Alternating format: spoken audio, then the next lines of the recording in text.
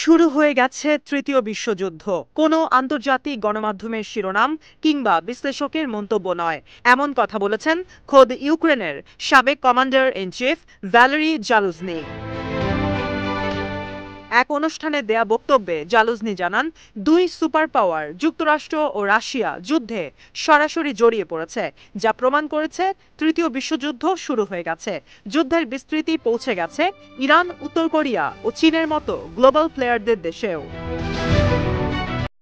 জালুজনির বক্তব্য নিয়ে প্রতিবেদন তৈরি করেছে মার্কিন গণমাধ্যম পলিটিকো, যেখানে উল্লেখ করা হয়েছে প্রায় ৩ বছরের যুদ্ধে ২০২৪ সালেই বেশ কিছু নজিরবিহীন ঘটনার সাক্ষী হয়েছে বিশ্ববাসী।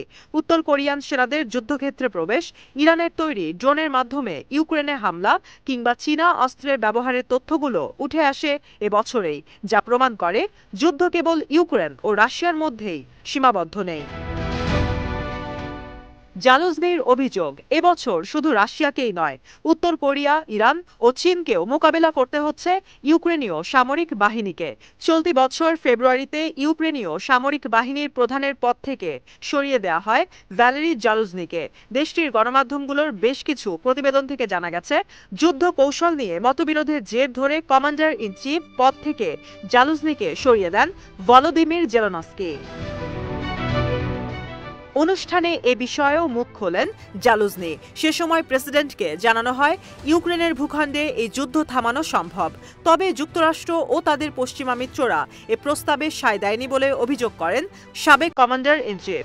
জালুজনি বলেন, অত্যাধুনিক প্রযুক্তির মাধ্যমে যুদ্ধ দীর্ঘায়িত করা সম্ভব, তবে পশ্চিমাদের বিপুল আর্থিক ও সামরিক সমর্থন ছাড়া ইউক্রেনের জন্য যুদ্ধ জয় অনিশ্চিত বিষয়।